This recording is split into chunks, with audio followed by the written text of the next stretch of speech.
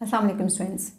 आज के लेक्चर में हम एक नई थ्योरी ऑफ एवोल्यूशन को डिस्कस करते हैं, that is called as new Darwinism, या जिसको हम modern synthetic theory of evolution भी कहते हैं, क्योंकि ये सबसे मॉडर्न या रिसेंट थ्योरी है एवोल्यूशन की। New Darwinism is actually a modified version of Charles Darwin's theory of evolution by natural selection with advancements in genetics, biochemistry, evolution and palaeontology. जिस तरीके से साइंस के डिफरेंट फील्ड्स में मज़ीद advancements आती गई, मज़ीद डिस्कवरीज होती गई, तो उन सारी नॉलेज को आपस में कंबाइन कर दिया गया था। और जो डार्विन की थ्योरी थी नेचुरल सिलेक्शन की, तो उसमें मॉडिफिकेशंस पैदा कर दी गई, तो उसमें मज़ीद चेंजेस हमने पैदा कर दी गई थी। तो इस चेंज्ड या मॉडिफाइड वर्जन को हम बोलते हैं new Darwinism. This theory emphasises the role of genetics in explaining how evolution works. क्योंकि इससे पहले हमने बात की थी कि डार्विन ने वेरिएशंस के बारे में बात की थी कि ये रॉ मटेरियल होते हैं एवोल्यूशन के लिए, बट वेरिएशन का क्या सोर्स होता है, किस तरीके से ऑर्गेनिजम्स के अंदर आ जाती है, तो इस बारे में डार्विन ने कोई भी डिस्कशन हमने नहीं की थी। लेकिन इस न्यू डार्विनिज्म में ये जो थ्योरी है, इसमें साइंटिस्ट ने बताया हुआ है कि एक ऑर्गेनिज्म के जो जीन्स हैं वो किस तरीके से चेंज हो जाते हैं, उसमें किस तरीके से वेराइटीज़ आ जाती हैं। तो बेसिकली जेनेटिक्स के रूल्स और रेगुलेशन के हवाले से ही ये थ्योरी एक्सप्लेन करती है एवोल्यूशन को। तो इसमें डार्विनिज्म को आप इसमें कंबाइन कर दिया गया था। फिर मेंडेलियन के जेनेटिक्स के साथ तो इसे एक मॉडिफाइड वर्जन बना दिया गया, that is called as new Darwinism. This aspects was unexplained by Darwinism. जो वेरिएशन का सोर्स था और किस तरीके से इनहेरिटेंस में रन कर रहे होते हैं, तो इस बारे में डार्विन ने कोई भी डिस्कशन नहीं की थी। ये अनएक्सप्लेन्ड पॉइंट था डार्विनिज्म का, जिसको फुली एक्सप्लेन किया गया था फिर न्यू डार्विनिज्म में। The pioneering work of Chetverikov, Mayr, Samson and many others led to modern synthesis. हम ये नहीं कह सकते कि न्यू डार्विनिज्म किसी एक साइंटिस्ट की थ्योरी है, बल्कि बहुत डिफरेंट साइंटिस्ट की थ्योरीज को, उनके कंसेप्ट्स को, उनके डिफरेंट पॉइंट्स को अबाउट द एवोल्यूशन, उनको आपस में कंबाइन कर एक मॉडर्न थ्योरी ऑफ एवोल्यूशन बना दिया गया था। This modern theory accepts 5 major causes of evolution. तो इस थ्योरी के अकॉर्डिंग 5 रिस्पॉन्सिबल फैक्टर्स हो सकते हैं एवोल्यूशन को कॉज करने के लिए, जिसमें सबसे पहले हम डिस्कस करेंगे about the gene and chromosomal mutation, then genetic recombination, then natural selection, then genetic drift, और लास्ट में हम डिस्कस करेंगे अबाउट द रिप्रोडक्टिव आइसोलेशन। तो इसमें सबसे पहला पॉइंट हम डिस्कस करते हैं gene and chromosomal mutation. Mutation किसको कहते हैं? Sudden and permanent changes in genetic material. Genetic material के अंदर किसी किस्म की भी चेंजेस आ जाना, बट ये परमानेंट चेंजेस होती हैं, ये इरिवर्सिबल चेंजेस होती हैं। म्यूटेशन 2 तरह के होते हैं, या तो स्मॉल स्केल पर जेनेटिक मटेरियल चेंज हो जाता है, जिसको हम कहते हैं जीन म्यूटेशन, या ऐसे भी हो सकता है कि लार्ज स्केल पर भी जेनेटिक मटेरियल के अंदर चेंजेस आ सकती हैं, और इसको फिर हम बोलते हैं क्रोमोसोमल म्यूटेशन। तो सबसे पहले हम डिस्कस करते हैं अबाउट द जीन म्यूटेशन, जिसको हम पॉइंट म्यूटेशन भी कहते हैं। Change or mutation at a particular location or point. किसी खास जगह पे, किसी खास पॉइंट पे चेंजेस आ जाना, या जो न्यूक्लियोटाइड है तो उसके अंदर चेंजेस आ जाना, किसी एक आधे न्यूक्लियोटाइड के अंदर।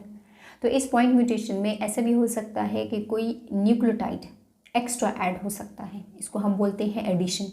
या ऐसे भी हो सकता है कि कोई पर्टिकुलर न्यूक्लियोटाइड डिलीट हो जाए, या ऐसे भी हो सकता है कि न्यूक्लियोटाइड्स की आपस में सब्स्टिट्यूशन हो जाए, न्यूक्लियोटाइड्स आपस में एक्सचेंज हो जाए, एक पर्टिकुलर न्यूक्लियोटाइड की जगह दूसरा न्यूक्लियोटाइड आकर वहाँ पर लिंक हो जाता है, तो इसको हम बोलते हैं सब्स्टिट्यूशन। तो इनमें से किसी किस्म की भी अगर म्यूटेशन होती है, तो उसके रिजल्ट में वो पर्टिकुलर जेनेटिक कोड डिफरेंट हो जाता है, जिसकी वजह से अमाइनो एसिड्स डिफरेंट हो जाते हैं। तो अगर उस प्रोटीन में अपने पर्टिकुलर अमाइनो एसिड्स के बजाय कोई और अमाइनो एसिड आकर लिंक होता है, तो प्रोटीन डिफरेंट हो जाता है। तो ये है हमारे पास जीन म्यूटेशन। अब हम क्रोमोसोमल म्यूटेशन को डिस्कस करते हैं। Chromosomal mutation is also called as chromosomal aberration. Chromosomal aberration 2 तरह के होते हैं। क्रोमोसोम के स्ट्रक्चर के अंदर भी चेंज आ सकता है, जिसको हम बोलते हैं मॉर्फोलॉजिकल चेंजेस, या ऐसे भी हो सकता है कि क्रोमोसोम के नंबर के अंदर चेंजेस आ जाए, इसको हम बोलते हैं न्यूमेरिक म्यूटेशन। तो सबसे पहले हम डिस्कस करते हैं मॉर्फोलॉजिकल चेंजेस इन क्रोमोसोम। तो इसमें ऐसे भी हो सकता है कि क्रोमोसोम का कोई पर्टिकुलर सेगमेंट एक्स्ट्रा ऐड हो जाता है, उसकी एडिशन हो जाती है, मतलब कि वो डुप्लीकेट हो सकता है। या ऐसे भी हो सकता है कि क्रोमोसोम का कोई पार्ट डिलीट हो जाता है, या ऐसे भी हो सकता है कि क्रोमोसोम का कोई पर्टिकुलर पार्ट पहले टूटता है, फिर वो 180 डिग्री पर टर्न लेता है और फिर वो इन्वर्ट होने के बाद दोबारा से उसी क्रोमोसोम के साथ आकर लिंक हो जाता है। तो इस इन्वर्जन की वजह से क्या हो जाता है कि जो जीन्स का सीक्वेंस है तो वो इन्वर्ट हो जाता है, वो चेंज हो जाता है। या क्रोमोसोम के मॉर्फोलॉजिकल चेंजेस में ऐसा भी हो सकता है कि ट्रांसलोकेशन हो जाए। ट्रांसलोकेशन का मतलब ये होता है कि किसी क्रोमोसोम का कोई पार्ट टूटता है और वो किसी दूसरे नॉन होमोलॉगस क्रोमोसोम के साथ जाकर जुड़ जाता है।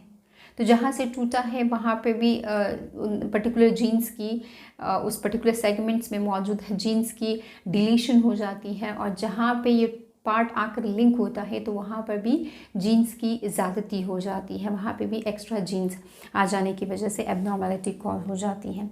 अब हम डिस्कस करते हैं न्यूमेरिक म्यूटेशन को। इसमें एन्यूप्लॉइडी भी हो सकती है और यूप्लॉइडी भी हो सकती है। एन्यूप्लॉइडी का मतलब ये होता है कि कोई एक या दो क्रोमोसोम्स एक्स्ट्रा ऐड हो जाते हैं, या ऐसे भी हो सकता है कि कोई एक या दो क्रोमोसोम्स डिलीट हो जाते हैं, माइनस हो जाते हैं। तो इसमें हम पहले बात करते हैं कि अगर 2n के साथ -1 हो जाता है, मतलब कि अगर एक क्रोमोसोम डिलीट होता है तो इसको हम बोलते हैं मोनोसोमी। अगर 2n से -2 होता है, मतलब कि दो क्रोमोसोम्स डिलीट होते हैं, तो इसको हम बोलते हैं नलीसोमी। या ऐसे भी हो सकता है कि 2n के साथ +1 हो जाए, मतलब कि एक क्रोमोसोम एक्स्ट्रा ऐड हो जाता है, तो इसको हम बोलते हैं ट्राइसोमी। और अगर ऐसा हो जाए कि 2n+2 हो जाए, मतलब कि जो नॉर्मल डिप्लॉइड नंबर है, अगर उसके साथ कोई दो एक्स्ट्रा क्रोमोसोम्स आकर ऐड हो जाते हैं, तो इसको हम बोलते हैं फिर टेट्रासोमी। तो ये हमने बात कर ली एन्यूप्लॉइडी के बारे में। अब हम बात करते हैं कि यूप्लॉइडी में जो क्रोमोसोम का पूरा सेट है, तो या तो वो डिलीट हो जाता है या वो एक्स्ट्रा ऐड हो जाता है, मतलब कि 2n से -n भी हो सकता है या 2n के साथ +n भी हो सकता है। तो अगर 2n से -n होता है, मतलब अगर उससे एक सेट डिलीट होता है, तो इसको हम बोलते हैं मोनोप्लॉइडी। अगर 2n के साथ एक सेट पूरा का पूरा एक्स्ट्रा ऐड हो जाता है, तो इसको हम बोलते हैं ट्रिप्लॉइडी। अगर 2n के साथ +2n हो जाता है, मतलब कि दो सेट्स क्रोमोसोम्स के एक्स्ट्रा ऐड हो जाते हैं, तो इसको हम बोलते हैं टेट्राप्लॉइडी। अगर 2n के साथ 3 sets of chromosomes extra add हो जाते हैं, तो इसको हम बोलते हैं पेंटाप्लॉइडी एंड सो ऑन। तो ये जो यूप्लॉइडी की कंडीशन है, ये एनिमल्स के अंदर बहुत ज़्यादा रेयर है, लेकिन प्लांट्स के अंदर ये कॉमन है, और प्लांट्स के अंदर इसी यूप्लॉइडी की वजह से वेरिएशंस आ जाती हैं। तो ये हमने डिस्कस किया क्रोमोसोमल म्यूटेशन के बारे में। Mutation can bring about variations. तो यहाँ पे हमें पता चल गया है कि वेरिएशन क्यों आ जाती है, क्योंकि या तो जीन म्यूटेशन हो जाती है या क्रोमोसोमल म्यूटेशन हो जाती है, और इसी म्यूटेशन की वजह से जो वेरिएशंस आ जाती हैं, तो वो वेरिएशन रिस्पॉन्सिबल होते हैं एवोल्यूशन को कॉज करने के लिए। तो ये एक रिस्पॉन्सिबल फैक्टर है म्यूटेशन एवोल्यूशन को कॉज करने के लिए। अब हम second responsible factor of evolution को डिस्कस करते हैं, दैट इज़ जेनेटिक रिकम्बिनेशन। आपने बहुत दफ़ा इस टर्म को पढ़ा भी होगा और समझा भी होगा। इसमें सबसे पहले हम बात करते हैं रिशफलिंग ऑफ जीन्स की। रिशफलिंग कहते हैं सीक्वेंस चेंज हो जाना, तरतीब चेंज हो जाना जीन्स की। Occurs during sexual reproduction. जो सेक्सुअल रिप्रोडक्शन के रिजल्ट में बनने वाले ऑर्गेनिजम्स होते हैं, तो जस्ट उन्हीं के अंदर जेनेटिक रिकम्बिनेशन होती है, जबकि जो एसेक्सुअल रिप्रोडक्शन के रिजल्ट्स में बनने वाले ऑर्गेनिजम्स होते हैं, तो उनमें जेनेटिक रिकम्बिनेशन नहीं होती है। Meiosis causes random assortment of genes during synapsis. Synapsis कहते हैं जब मियोसिस की फर्स्ट प्रोफेज 1 में होमोलॉगस क्रोमोसोम्स एक दूसरे के करीब आ जाते हैं और पेयर्स बना लेते हैं, तो इसको हम कहते हैं साइनेप्सिस। अब इस साइनेप्सिस के बाद ये जो क्रोमोसोम्स हैं, तो इन्होंने रैंडम असॉर्टमेंट करनी होती है, इन्होंने एक दूसरे से सेपरेट होकर डिफरेंट पोल्स की तरफ जाना होता है। तो ये जो इनकी असॉर्टमेंट है, तो ये रैंडम होती है। इसका मतलब ये है कि ऐसा पॉसिबल हो सकता है कि किसी एक पोल की तरफ सारे के सारे फादर वाले क्रोमोसोम्स चले जाएं, या ऐसा हो सकता है कि किसी एक पोल की तरफ सारे के सारे मदर वाले क्रोमोसोम्स चले जाएं, या ऐसा भी हो सकता है कि उस पोल की तरफ हाफ फादर वाले क्रोमोसोम्स चले जाएं और हाफ मदर वाले क्रोमोसोम्स चले जाएं। तो ये टोटली चांस पर डिपेंड करता है, ये रैंडम असॉर्टमेंट होती है क्रोमोसोम्स की, ये रैंडम असॉर्टमेंट होती है जीन्स की। Rearrangement of paternal and maternal chromosomes in both kinds of gametes, मतलब कि जो एग है या जो स्पर्म है वो जिन मदर सेल से बन रहा होता है तो उस मदर सेल में भी paternal and maternal chromosomes pairs की सूरत में मौजूद होते हैं, मतलब कि उन्होंने 23 पेयर्स बनाए हुए होते हैं, टोटल उनमें 46 क्रोमोसोम्स मौजूद होते हैं। तो अब इस मदर सेल से जब एग बनता है तो उस एग में कौन सी कम्बिनेशन होगी, मतलब उसमें क्या सारे के सारे फादर वाले क्रोमोसोम्स जाएंगे, उसमें तो ओनली 23 क्रोमोसोम्स ही पॉसिबल हो सकते हैं, या सारे के सारे मदर वाले क्रोमोसोम्स जाएंगे, या उन 23 क्रोमोसोम्स में से हाफ फादर वाले जाएंगे हाफ मदर वाले जाएंगे। तो ये टोटल चांस पर डिपेंड कर होता है। इसलिए हम कहते हैं कि एग के पास डिफरेंट कम्बिनेशन हो सकती है अपनी मदर सेल के पैटर्नल एंड मैटरनल क्रोमोसोम्स की, और सेम यही किस्सा स्पर्म के साथ भी हो सकता है, उसके पास भी अपने मदर सेल के different paternal and maternal chromosomes मौजूद हो सकते हैं। तो जब ये दो डिफरेंट कम्बिनेशन रखने वाले गैमीट्स आपस में कंबाइन होते हैं तो इसके रिजल्ट में बनता है जाइगोट। अब इस जाइगोट के पास हाफ अपने मदर के क्रोमोसोम्स मौजूद हैं और हाफ अपने फादर के क्रोमोसोम्स मौजूद है, इसलिए हम कहते हैं कि ये डिफरेंट जीन कम्बिनेशन हमने रखने वाला होता है। That's why individual is different from parents, क्योंकि वो 100% अपने एक पेरेंट के जैसा नहीं होता है, क्योंकि उसके पास दोनों पेरेंट्स के क्रोमोसोम्स मौजूद होते हैं। इसके रिजल्ट में वेरिएशंस आ जाती हैं।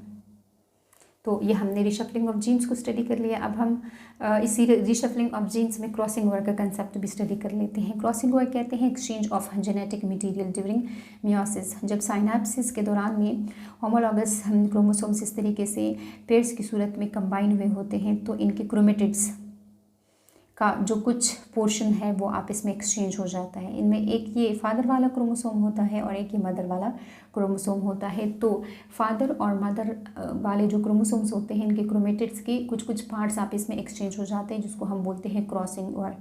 तो this also adds to variation, तो इसके रिजल्ट में भी वेरिएशन आ जाती है।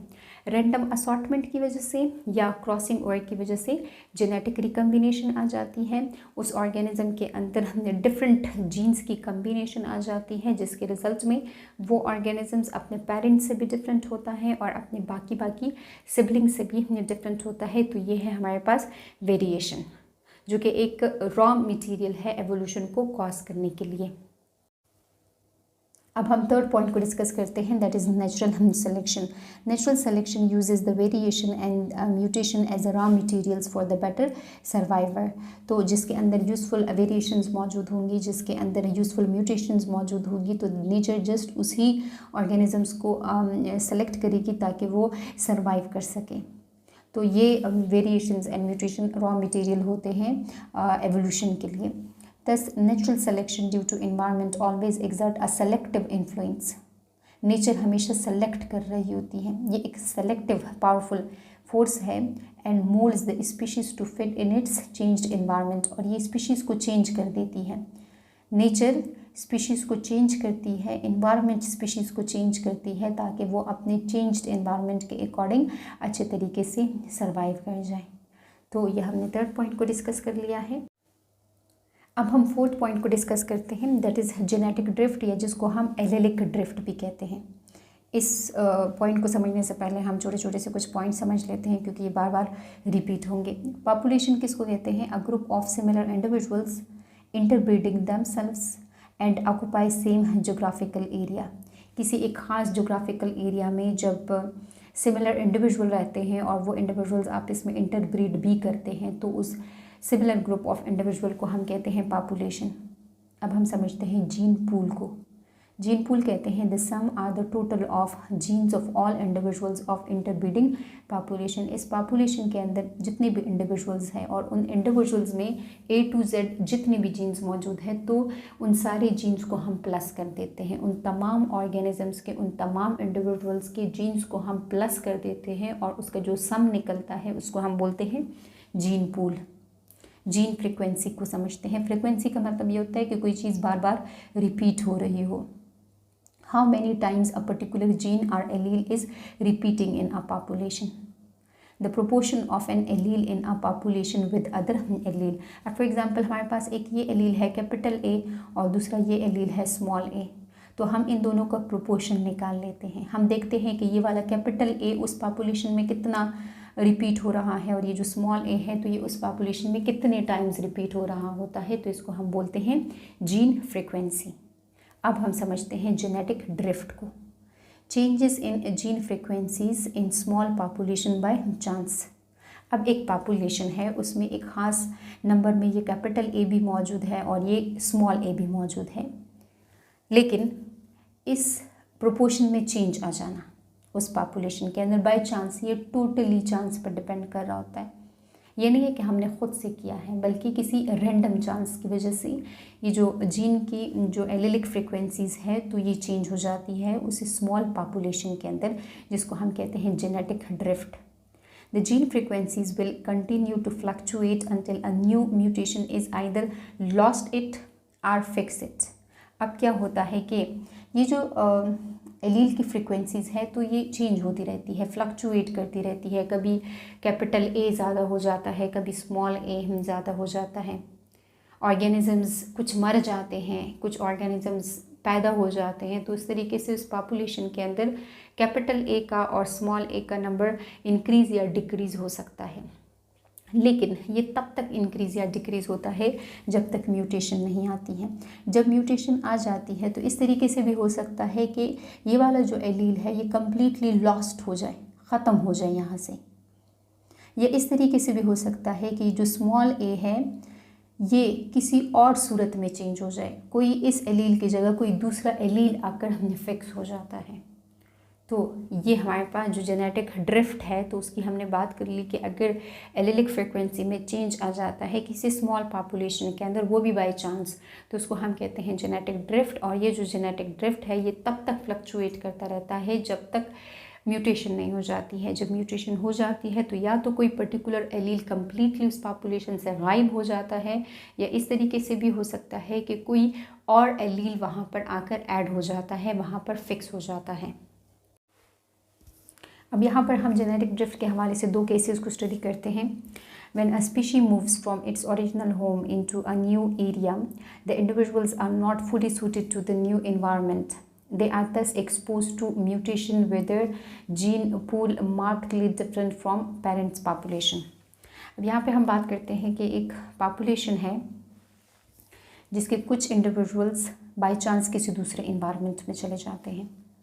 अब ये इंडिविजुअल जब इस दूसरे इन्वायरमेंट के अंदर आए हैं तो ये तो इनका अपना नेटिव इन्वायरमेंट नहीं है, तो इस दूसरे इन्वायरमेंट में अपने आप को अडेप्ट करने के लिए इन इंडिविजुअल्स ने अपनी बॉडी के अंदर कुछ अडेप्टेशंस पैदा करनी होती हैं। इन्होंने अपने जेनेटिक मटेरियल को चेंज करना होता है, मतलब कि इनके अंदर म्यूटेशंस आ जाती हैं। उस म्यूटेशन के रिज़ल्ट में इसके कुछ जीन्स डिलीट हो जाते हैं। तो जब डिलीट हो जाते हैं तो इट मीन कि अब इनका और इनके जो पेरेंट पॉपुलेशन है उनके इंडिविजुअल्स का जेनेटिक मटेरियल एक जैसा नहीं रहता है, इनका जीन पूल एक दूसरे से डिफरेंट हो जाता है।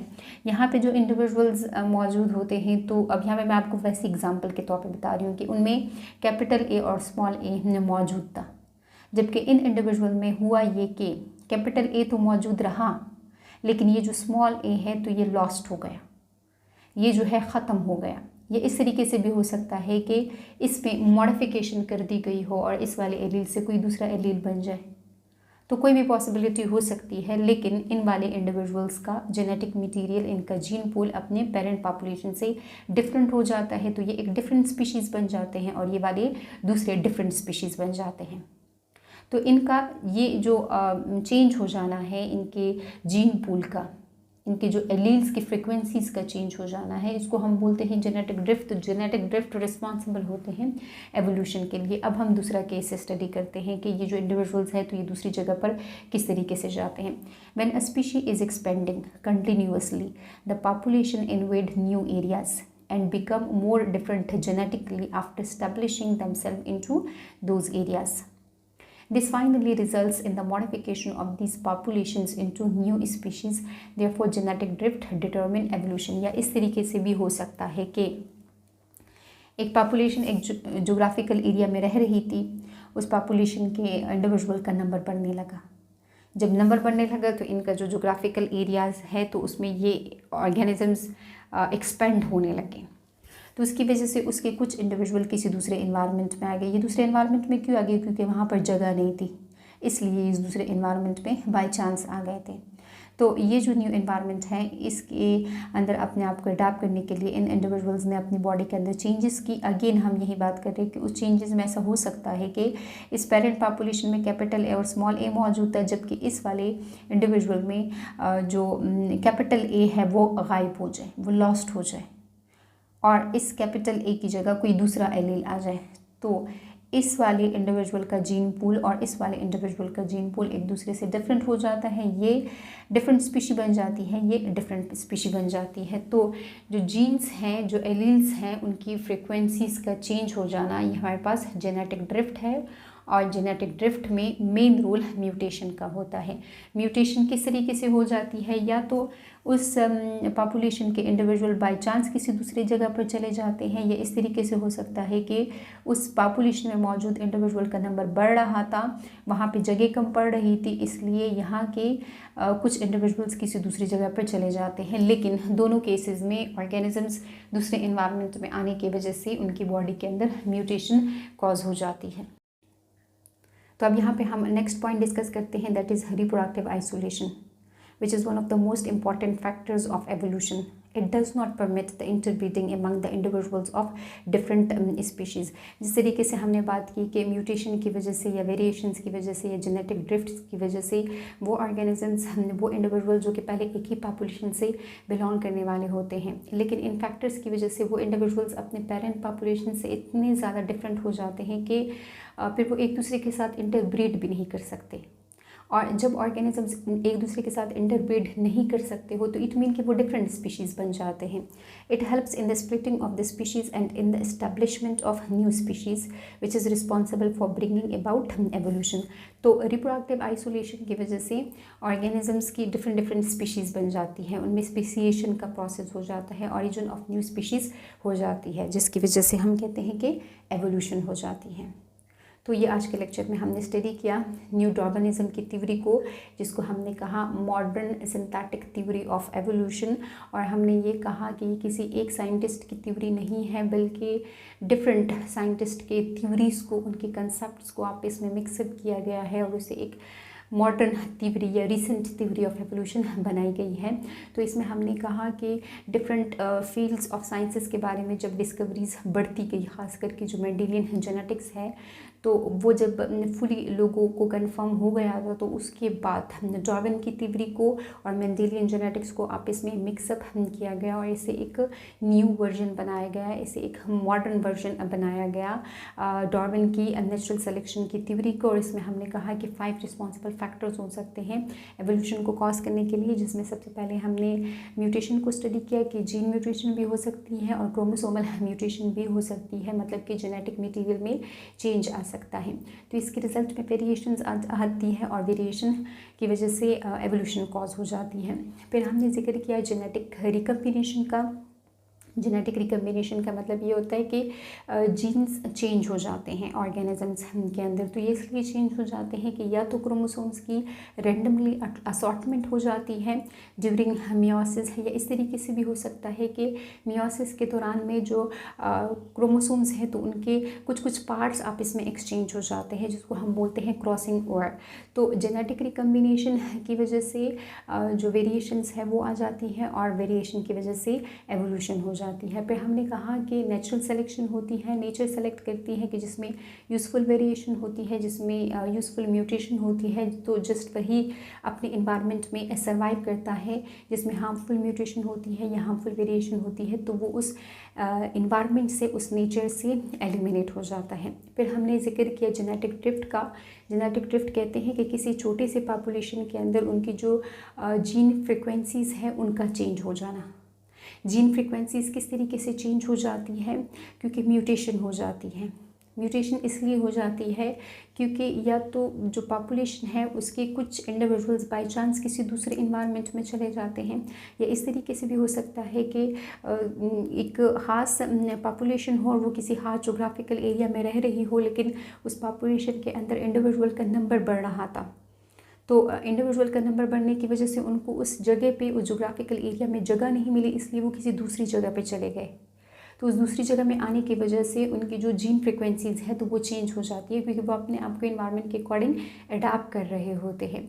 तो फिर वो एक दूसरे से डिफरेंट हो जाते हैं, तो वो रिप्रोडक्टिवली आइसोलेट हो जाते हैं। और रिप्रोडक्टिवली आइसोलेट जब स्पीशीज़ एक दूसरे से हो जाते हैं तो इट मीन के एवोल्यूशन हो जाती है, न्यू स्पीशीज़ बन जाती है। तो ये हमारे पास है modern synthetic theory of evolution, जिसके ऊपर आजकल के जो मॉडर्न साइंटिस्ट है तो उनका बिलीव है एवोल्यूशन के हवाले से।